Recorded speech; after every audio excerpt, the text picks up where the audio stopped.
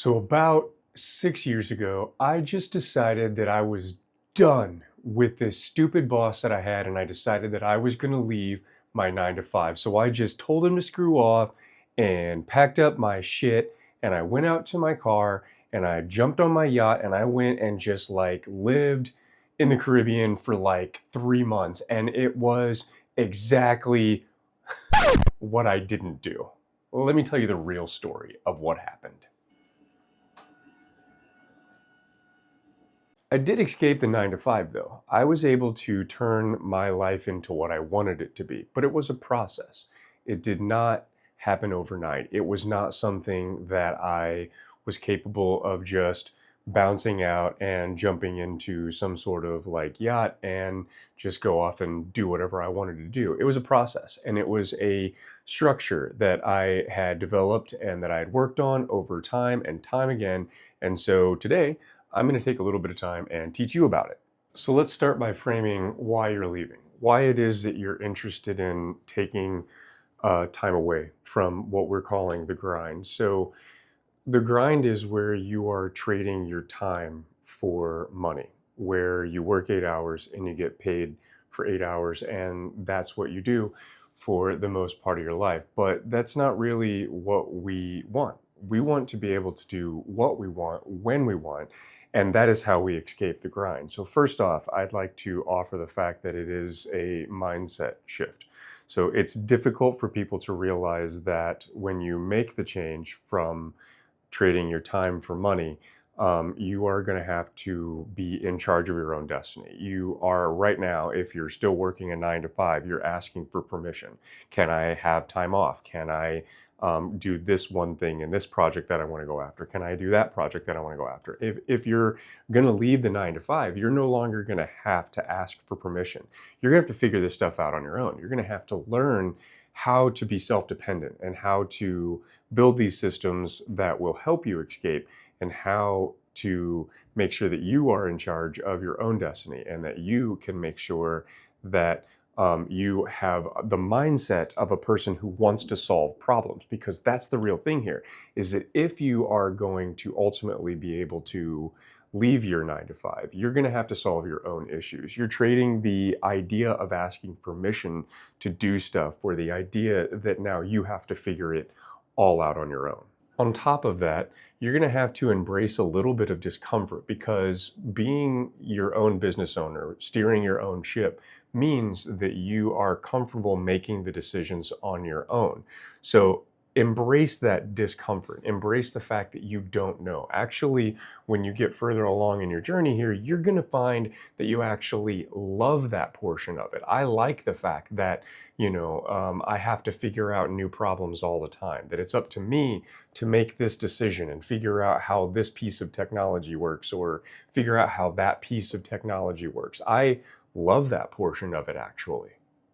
But before we get too deep into this, let's do a little bit of a clarity test. Let's make sure that you understand the why that you're leaving. Let's make sure that you have a good idea of why you want to actually leave your 9 to 5.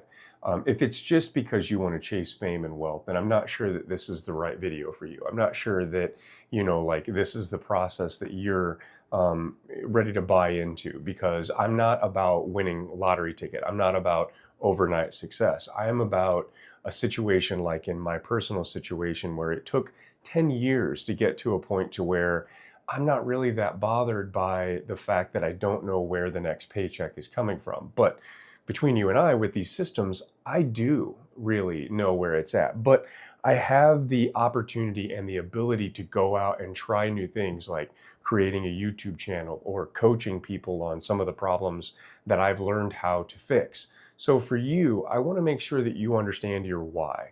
Make sure that you want to leave your job so that you can chase passion projects, so that you can chase a different job that maybe pays less but is closer to your why statement, closer to your real want in life. So just understand that it truly is about having clarity as to your purpose. It's not about simply getting overnight success, or simply running away and being on a yacht, because I don't know that I can explain how to become overly wealthy in a short period of time. We are going to build systems that will help you escape, and help you maybe even build a business that you love. But I can't tell you that it's going to be instantly successful. I can't tell you that you're going to be discovered by the YouTube algorithm and go viral in your first week. That really isn't probably going to happen. It's going to be a process that you have to work through. So you have to be comfortable with it. But let's talk through some of the things that will help you start on your journey. What we're going to do is we're going to basically build a bridge. Let's build a bridge to get you from where you are now over to where you want to be.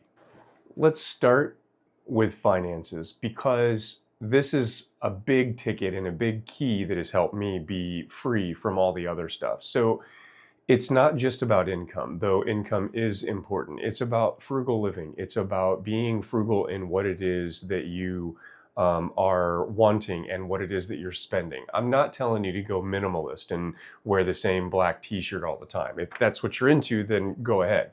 But that's not what worked for me. What worked for me was simply following the baby steps that Dave Ramsey laid out. And we got to a point to where we had our $1,000 in our emergency fund.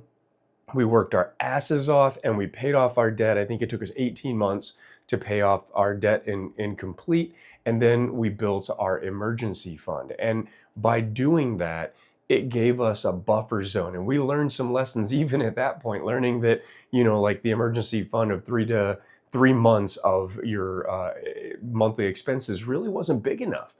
So we now have 6 months, and that is larger. It gives us a little bit more of a buffer, especially with the type of work that I find myself doing these days, because you never know when it might completely go away. That isn't the case for most people. But the point is that you have to build a financial runway. You have to build yourself some cushion between here and there. If you want to leave your 9 to 5 and your $40,000 in credit card debt, chances are you're going to have to take a pause on your thought process of leaving your 9 to 5 and get paid off on that debt. Get to a point to where you are financially stable enough to make this decision.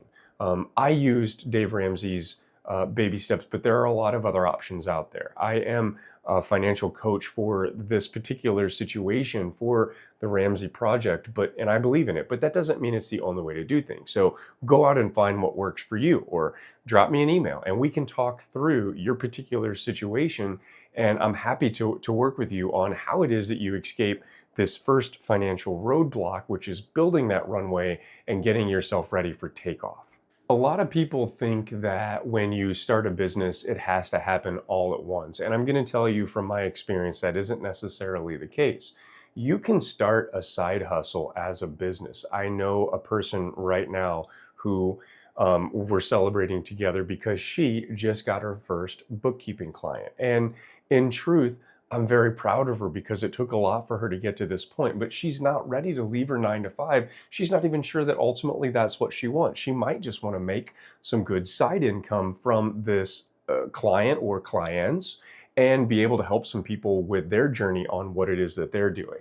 But the truth is that it's starting a slow process for her. So she has the ability now to say, okay, well, I got some success. I have some small amount of income. I can invest that in my debt if that's where she's at on the financial stage, or she can start building up a bigger war chest. She can start building up that emergency fund larger and larger to where she can say, all right, now I've got 6 months worth of expenses built this. I can take a leap, start my business on my own, and I've got 6 months worth of savings here to where I can spend a little bit of that. And if I need to, I can supplement my income and really get something out of it. So it's important to understand that you're building an exit strategy, but you're doing this by putting some finances in place. You're putting a side hustle in place to where you're perfecting your product, you're scoping out your product, you're figuring out what your eventual business might end up being, and you're walking yourself through that slowly. And that on-ramp can be anything you want it to be. I know people who work in their side hustle for years and then retire and then let their side hustle come a part of it, become the full-time income. That's totally up to you. You build your own thing here. You build your own financial structure, your own structure of how you leave. You want to pay off your house early, keep an old car, and have almost zero streaming services to where your bills are almost nothing so that you can chase your side project and just do that, whatever it happens to be, for fun, then I am all about it. I think that sounds like a great plan. But don't just say, screw it, I'll figure it out later. You've got to have a strategy around this whole thing. And we just built our bridge. We just talked about how we build our bridge from the 9 to 5, from the grind to the next step in our life. And we're going to keep going. And next, you're going to have to learn to be your own boss. You are the CEO, the janitor, and the accountant. You're going to have to do all of it. So you're going to have to learn that all of that responsibility is on your shoulders. Now, a little pro tip here, I would look for outsourcing some of the stuff that you don't like as soon as possible. But chances are, when you first start, you're not going to have that capability. You're going to have to start on your own, and you're going to be doing all of the work. And that's okay. You have to get it in your mindset and like put on that helmet of like, I'm strong and I can do this, and I know it's going to have to be. Now, giving you a little bit of a pro tip as well, second pro tip in a row, like within less than a minute here, but keep your expenses low at first. Look for ways to keep those expenses on this new business, this new endeavor at a low at a low ratio, because the truth is that if you go out and you spend a ton of money on the best office space in the town that you want to work in, your ROI probably isn't there for that. So start small. Start in an office space that you can live with, and start with maybe a place that's not right off of Main Street. You're building a better retail is definitely one of the easiest places to make your money back on that retail space. But truthfully, look for ways to keep your cost low, building in the financial freedom, and realize that you are now your own boss. So all those things that I talked about, like where you're going to put your business and what phone you're going to have inside of your business and what the phone number is going to be and what's the website going to look like. All of those things are now your responsibility, and you've got a lot of responsibility that you're going to have to take on. So get your mindset wrapped around that. It's now all on you.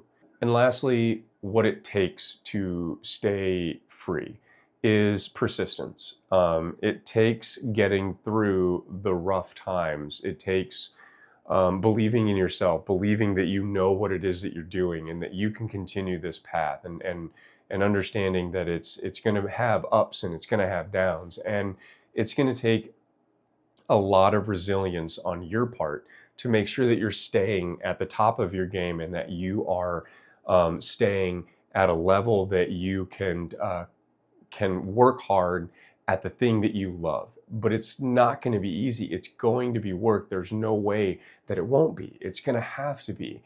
And that's important to understand, that your ability to have grit. In fact, I was just watching a video the other day, and that's what they said was that the number one key determination of whether or not a person can make it on their own is grit. And that is your capability to take the good with the bad and move past all of it and just keep chugging through and keep working hard and keep building and keep going from there. So build your grit now. Build that into your side hustle, into your bridge, into your current 9 to 5.